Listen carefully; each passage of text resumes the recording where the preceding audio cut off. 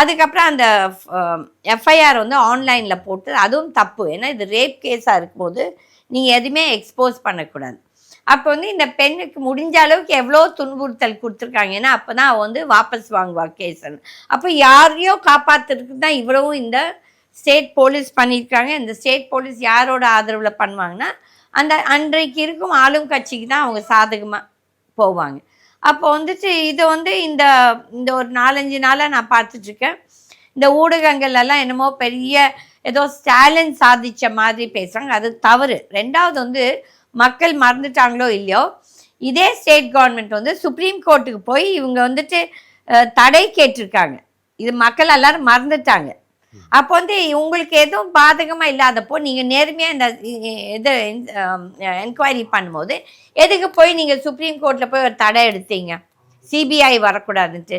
அப்போ வந்து உங்களுக்கு ஏதோ ஒரு என்ன சொல்கிறது, குற்றமுள்ள நெஞ்சு குறுகு இருக்குதுன்னு சொல்லுவாங்க.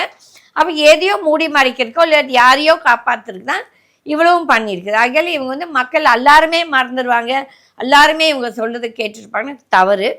பட் இந்த தீர்ப்பு இவ்வளோ இந்த 5 months வந்ததும் இது ஒரு பெரிய அதிசயம் தான். ஏனென்றால் இது வந்து இந்த பாராட்டு யாருக்கு கொடுக்கணும்னா, யாரோ பிஐஎல் போயிருக்காங்க. அதுக்கப்புறம் அந்த சிட்டிங் ஜட்ஜஸ் அன்றைக்கி SM சுப்பிரமணியமும் இன்னொருத்தரும் ஜஸ்டிஸ் அவங்க தான் இதை வந்து ஒரு SIT மாதிரி போட்டு ஒரு 3 பெண் IPS ஆஃபீஸர்ஸை போட்டிருக்காங்க. ஸோ இது வந்து ஸ்டேட் கவர்மெண்ட் இதுக்கு வந்து பெருமை பீத்திக்கூடாது. ஏன்னா அவங்க வந்து முடிஞ்ச அளவுக்கு இந்த இந்த பொண்ணோட எஃப்ஐஆர் எப்படினாலும் சபட்டாஜ் பண்ணணும்னு தான் பிளான் பண்ணாங்க.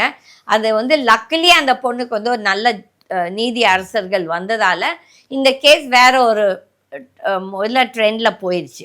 அண்ட் தென் தி ஆஃபீஸர்ஸ் அந்த ஆஃபீஸர்ஸ்க்கும் நிறைய பிரச்சனை கொடுத்துருக்காங்கன்னு சொல்லிட்டு உருசல் புருசலாக மெசேஜஸ் வருது வெளியே.